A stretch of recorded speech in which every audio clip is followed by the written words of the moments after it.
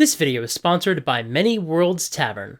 This is a video that has been requested a lot, so let's consider it a sequel to my video about how to start watching Critical Role, because that video focused a lot on the logistics and technical stuff. How long are the campaigns, how's the sound quality, that kind of thing. But there are plenty of people who want to know more before committing to a Critical Role campaign, or even before deciding whether CR is their thing at all. So today we're kicking off a 3-part series featuring a quick pitch for every Critical Role campaign. This is going to include character descriptions and vague, spoiler-light descriptions of the major arcs. But for each campaign, I'll start with a description of the location and characters, and if that's enough for you and you don't want to know any more about the story arcs, feel free to jump right to episode 1. I'll link it when we get to that part of the episode. If you don't mind knowing a little bit more, feel free to skip around using the chapters below. Just know that some of the titles for the story arcs have some slight, broad spoilers. With all that said, let's get into it. Today we're talking about the first campaign, the story of Vox Machina. One of the reasons I'm making this video is because it can be really daunting to watch this entire campaign. It's 115 episodes long, not counting the one-shots they use to conclude the arcs of the characters, and each episode averages 3 to 4 hours. But there are some people who are just totally willing to buckle down and marathon the entire campaign, which is an incredibly impressive task. And if you're going to do that, you're probably going to want to order some coffee or tea. Which brings me to today's sponsor, Many Worlds Tavern. They are an online coffee and tea company founded by people who are passionate about TTRPGs, and they take their role in the community seriously. In addition to making awesome tea, seriously, it's so good, I really like it. They also donate $1 of each bag to support gaming-related nonprofits. Some of the groups they support serve the community by, for example, donating games to children's hospitals and senior centers, combating homophobia in the TTRPG community, and connecting people of color with other like-minded nerds from diverse backgrounds. Also, if you like coffee, and you like dice, and you like magic items, their flagship product is the limited quantity Treasured Realms. They only make 400 bags every month, but they each come with a 5e magic card and a set of dice. It's really cool. The first 100 of you who use the code SUPERGEEK at checkout will receive 10% off your order. You can also get this discount by using the link in the doobly-doo below. Once again, that's code SUPERGEEK at checkout for 10% off of your order. Thank you so much to Many Worlds Tavern for sponsoring this video. The Vox Machina campaign is set on the continent of Tal'Dorei, which is part of Matt's homebrew world. Tal'Dorei is classic Fantasyland. It's a lot like the default settings D&D used to present with each edition, before they put all their eggs in the Forgotten Realms basket with 5th edition. And in a lot of ways, the cast of characters are classic fantasy archetypes, and the story adapts fantasy tropes. It does them with a deft hand, and instead of focusing on subverting tropes, it just tells an extremely compelling story using very familiar building blocks. Most of the characters have some sort of adversary or obstacle in their backstory, and these villains then enter the story in unexpected ways, becoming major threats to the world at large. This forces the party to confront these enemies and explore their own inner demons. Let's go over the cast. Travis Willingham plays the Goliath barbarian Grog Strongjaw. A Goliath is basically a half-giant. In fact, in the next edition of D&D, it looks like that's pretty much going to become official. Grog is strong as hell and dumb as a box of hammers, but he's also loyal, and, for the most part, he's trustworthy. He's rarely going to get his group in trouble through ill intentions. Instead, he wants to help the group, but sometimes runs into trouble because he can't always handle nuance. Marisha Ray plays Keyleth, a half-elf druid and the future leader of her Arashari tribe, if she can complete her coming-of-age ritual. But having all those expectations heaped on top of her has crippled her with self-doubt. She's the most empathetic member of the group, but sometimes that empathy causes her to overthink situations by trying to find the right thing to do, because she still doesn't trust her own instincts. This is a deliberate choice by Marisha, so I'll be deleting any Marisha bashing in the comments below, please and thank you. Taliesin Jaffe plays Percy, a human noble who built a gun as a tool for revenge, which means he is the inventor of the firearm, and a huge aspect of this character is watching that genie escaping the bottle. Percy was ousted from his family home by some nasty villains, but he still tries to keep his composure and represent his noble bearing. Percy's a brilliant strategist, but he's also got a slightly twisted mind. His approach to difficult situations usually involves coming up with a couple of pragmatic options, which are sometimes extremely dark. But by doing so, he's taking the burden on him to say what needs to be said, so everybody can hear it, acknowledge it, and make a plan to avoid going down that road. In many ways, he's the opposite foil to Keyleth, but the two have a strong friendship that is really fun to watch. Ashley Johnson plays Pike Trickfoot, a gnome cleric of the goddess Sarenrae. Pike struggles between her impulses to do cool, badass adventurer things and her duties as a cleric to a god. Due to blind spot filming on the other side of the country, Ashley had to miss many episodes. As a result, there's the canon version of Pike and the fanon version of Pike. So many people, including some of the cast, treat Pike like an angel, a good, sweet, perfect soul.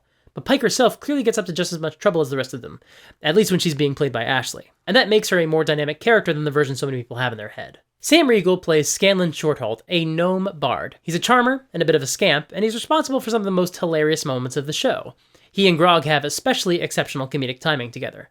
But it would be a mistake to claim that he doesn't take things seriously, or that Sam doesn't take the game seriously. From day one, Scanlan is one of the most strategy-focused characters on the show. He and Percy often have sequences where they are responsible for some of the more elaborate planning on the show.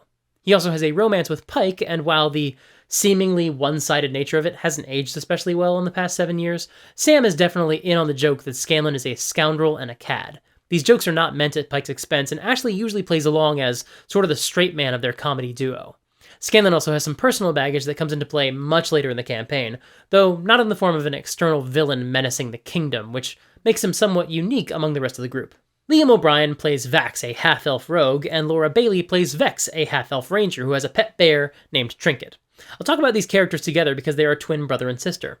Fun fact, the reason they play twins is because the players share a birthday in real life. Vex and Vax's father is an elven noble who took them in their adolescence and trained them out of obligation, not out of love. But their mother was a kind human woman who died in a dragon attack when they were young, and they weren't there because their father had already taken them away to be part of high elven society.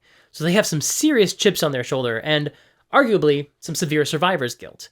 Because of all of this, the twins have been adrift for most of their lives, trusting nobody but each other, and rarely getting a chance to put down roots. In some arcs around the middle of the campaign, we get to see them grappling with unlearning some of their old survival tactics and trusting more people besides just the two of them. They also have a very strong brother-sister dynamic, which sometimes involves some seemingly mean-spirited pranks, but it's all in good fun. Both of them act sometimes as de facto leaders of the group. Vax also has a prank war with Grog, and Vex's obsession with gold and need for validation from nobility gives her a lot of common ground with Percy. For the first 27 episodes, Orion Akaba played Tiberius, the Dragonborn sorcerer, but I made a whole other video about that. Now, as I said, these characters are very clearly based on archetypes. Grog is the big dumb one, Scanlan is the default bard depicted in RPG handbooks, and Vex and Vax are directly inspired by Liam's love of the Dragonlance book series. There are two reasons they're designed as archetypes. First, this was the first D&D game for a lot of players at the table. And second, because it all started as a one-off, a one-shot for Liam's birthday. So going off archetypes always makes character creation easier for new players and for short games. The story of Vox Machina began as 2 years of home games, and some of those stories have been loosely adapted into comic books for Dark Horse. When the campaign began streaming with the first episode, most of the party members were around level 8. Once again, if you've got all the information you need and you feel like diving right into episode 1, the link is right here. If you want to know more, stick around or jump around in the time codes below. There are 5 major story arcs of the Vox Machina livestream. Arc 1, Kraghammer and Vasselheim. You can make the case that this is 2 separate arcs, but they're both very similar because they're classic D&D style adventures. But I'm going off the way the campaign was divided up by the creative team when they were doing their retrospectives after the final session, and they lumped these 2 into one large story arc, so that's what I'm doing here. This is the show before it became what the show eventually became. I promise that'll make sense in a moment. The Kraghammer arc involves the characters diving into a cave network below the dwarven city of Kraghammer, fighting dark dwarves and mind flayers and other iconic D&D monsters in what is effectively a mega dungeon. It's a dungeon crawl adventure. It's a lot of fun, but just not the most dramatic story to watch at all times. In the Vasselheim arc, things get a little bit more interesting. The party crosses an ocean and goes to the oldest city in the world, Vasselheim. They get into trouble and pay off their community service by fighting monsters, which means this arc has roughly the same plot as the first Cars movie, but with more monsters. What makes it especially interesting is that the cast is broken into 2 groups, and they team up with a few guest stars. Some of these guest stars become important recurring characters later in the series. And speaking of important to the series, the next arc doesn't just have some of the best villains and most shocking moments, it sets the tone for the rest of the show going forward across all campaigns. Arc 2, The Briarwoods. The villains from Percy's backstory arrive in town to do business with the King of Amon. The party has to figure out what's going on, and eventually wind up in a gothic, revolutionary adventure to free Percy's hometown from the Briarwoods' evil reign. This arc is so popular that it was also kickstarted into a season of animated TV, which aired on Amazon Prime earlier this year. So I'm not going to tell you much about it, other than to say that it gets really dark, and it's also really excellent. The players dabble with going to some dark places themselves, and we get some intense moments of morality, plus some truly epic fights. And thankfully, when it's all done, the players have learned a lot about themselves and kept their souls intact, and they feel ready for whatever comes at them next. Funny that. Arc 3, the Chroma Conclave. Personally, this is my favorite arc of Vox Machina, and not just because it takes up more than half the campaign and could easily be broken up into a few smaller arcs that I love a lot, but this is also classic, excellent fantasy told really well with compelling character arcs and iconic villains. 4 ancient dragons descend on the kingdom and conquer the cities, completely shattering the status quo.